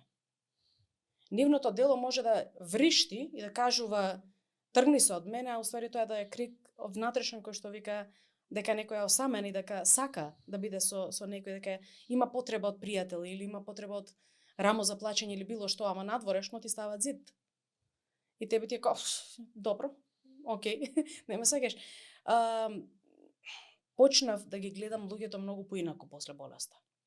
Значи, Господ многу ме промени од ракот навака во тој контекст. Не секој може да стигне до врвот, нели, да остане таму. Ама прашањето е кој е врвот за некого. Најдобрата верзија од тебе, според мене, е врвот. И тоа е врв кој што постојано треба да го искачуваш, зашто постојано гледаш нешто ново кај тебе. Господ како те создал, кои се твоите потенцијали, секогаш можеш да одиш после тоа чекор понатаму. Свеќаш, значи, една работа е, да, пример, ти го имаш создадено сето ова што го правиш, овој подкасти, нели имаш стигнато многу далеко тоа каде беше на почетоците или пред да почнеш со сама идеја само, нели? Но секогаш можеш повеќе, секогаш има уште нешто што може да се направи, уште нешто што може после тоа. Секогаш има нешто повеќе што можеш да дадеш од себе си. А тоа е растежот што го правиш. Затоа што растеш во тоа како функционира целата опрема, растеш во тоа како се поставуваат прашања, растеш во тоа кои луѓе можеш да ги викнеш и како да разговараш, многу работи. Многу комплексен проект е. Така? И во сето тоа ти растеш. И постојано растеш. И никош нема да има момент на ете готово, до тука беше, го достигна врвот и сега само треба да одржувам. Не постои такво нешто, само да одржувам јас. Моментот кога мислам дека јас само треба да одржувам е моментот кога јас идам надоле веќе. Готово, да. Не сеќаш? Да. Истото е со било кој човек, дали е тоа на професионален план или е од аспект на личен план. И затоа според мене тоа е предобро, да. Мислам, се согласувам 200%. Ако гледаме од личен аспект, ако човек се развива, нели, карактерно, па и би рекла и духовно, потенцијалот да се развива и кариерно и сето тоа е уште поголем. Ме свеќаш? Затоа што ако јас знам која сум јас, кои се моите јаки страни и слаби страни, се познавам себе си добро. Ама знам која сум во Господ, зашто ме создал Господ. И еден стих од Библијата вика зашто јас ги знам своите замисли за вас, зборува Господ. Замисли за мир, не за несреќа, да ви дадам иднина и надеж. Ако ја знам зашто ме создал Господ, за иднина и надеж, не може одредени сопки во животот после тоа да ме треснат од земја до толку многу да ја не сакам да станам од таму и да не продолжам.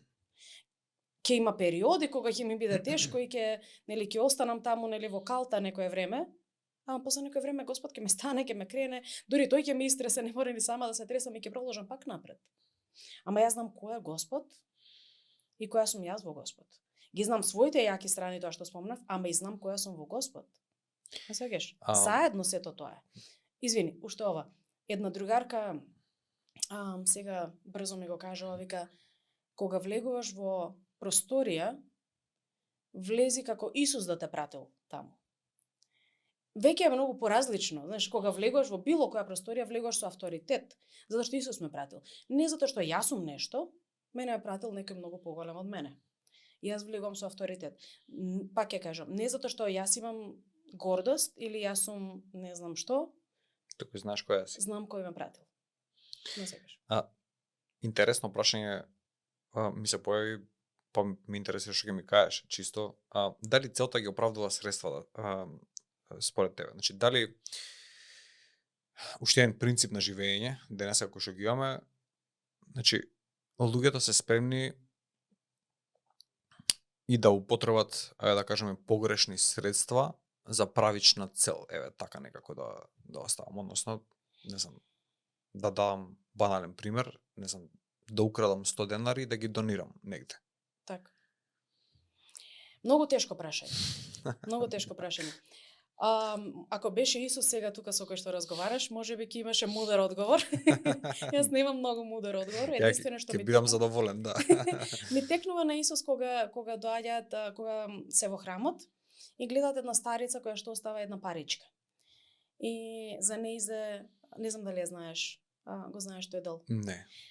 И се женава остава само една паричка. И Исус се врти и кажува, таа жена остави повеќе од колку било кој друг. Затоа што таа остави се што имаше, нели, а другите дадоа својот вишок. Во контекст на пари, нели, спомна таков пример, дали ги оправдува средствата, некогаш да го дадеме единственото нешто што го имаме пред Господ е повеќе од доволно. Дали е подобро да украдам за да дадам? Јас не би го направила тоа. Не би го оправдала во смисла на супер, ај оди. Нели, земи, укради, дади ке, затоа што на тој му требаат повеќе од колку на овој.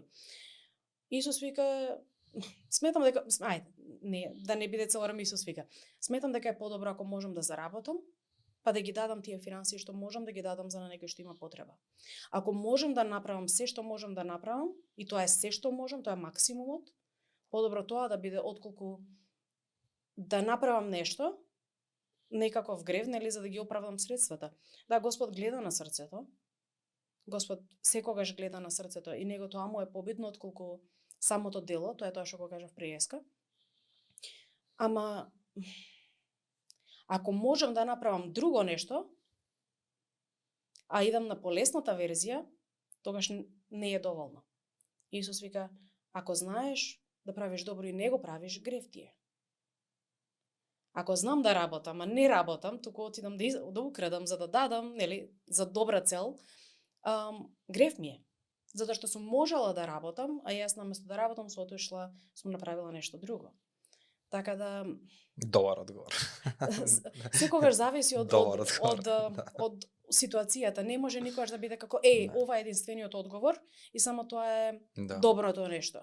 Ама ако сум направила се што сум можела, тогаш е веќе поинаку, ме разбираш? Мислам, од друга страна можам и да се молам, можам да барам од Господ, кој што се негови и небото и земјата, и Господ може да обезбеди на чудесни начини, како што направил за мене, многу пати во минатото. Јас доаѓам од сиромашно семејство. Татко ми почина на мои 14 години. Мајка ми многу пати навечер ќе си легнавме и ќе ми рече, Јуля, за утре немаме леп да купиме. И јас ќе речам, мамо, не се грижи, Господ ќе се погрижи. Другиот ден дошле детски додаток за 3 месеци. Ме сеќаш, значи Господ се грижи, има еден стих од Стариот Завет што вика дека Господ се грижи за своите, им дава дури во сон.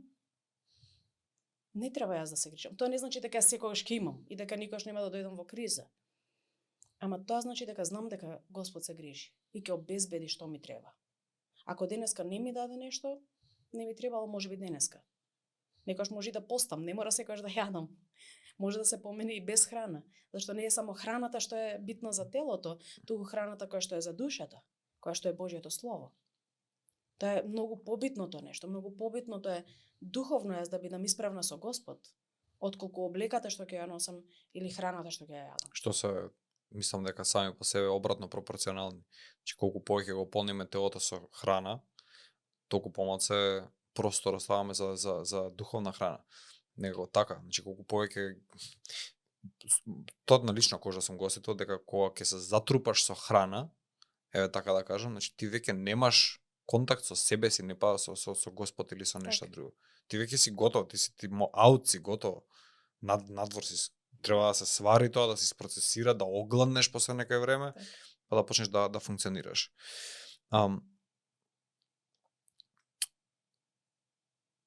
Ти си верник од мали години, како што кажа, и молитвата е составен дел од твојот живот. Колкав дел? Мислам, колку за тебе е битна молитвата? Сметам дека не постои нешто побитно. Затоа што молитвата е разговор со Господ. Ако ние немаме разговор со Господ, тоа е како да не разговараме со пријател. Нели некој ни е близок и нормално е дека сакаме да се слушнеме на телефон, да се видиме, да си правиме мовет, си пратиме некоја порака барем, нели што се случува во текот на денот, па дури некој виц, нели. Истото е со Господ. Господ сака да слушне од нас што ни се случило во денот, што било добро, што било лошо, тешко. Господ сака да слушне од нас се. Затоа што како што татко сака да слушне од детето, не дека таткото нема да знае, не дека Господ не знае што ни се случува, ама сака да имаме таа близина. И за мене тоа е многу битно да се молам.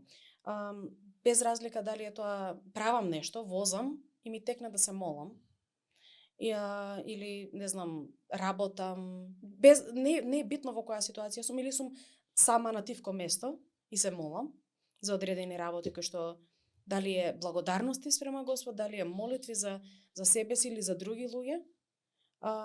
Има многу луѓе околу мене за кои што се молам. Дали е тоа нешто во животот кое што им се случува, студентиве сега полагаат периодов.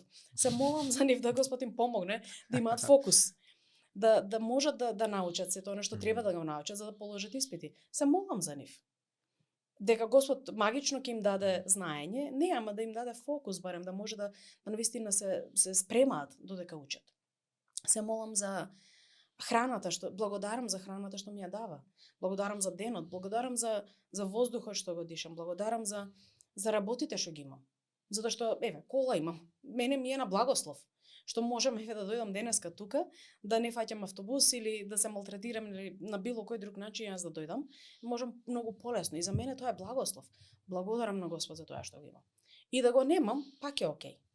Ама благодарам што го имам. И молам за работите што можеби ми треба, дали е за мудрост за некои работи не знам што да правам. Едноставно немам памет, немам мудрост, не знам како да реагирам, дали е со луѓе, дали е со одлуки што треба да ги направам во својот живот. Потребно ми е Божја мудрост. И верувам дека кога се молам, Господ ме слуша и дека одговара на молитвата. Исто предобро кажано, затоа што од голем број на луѓе имам слушнато дека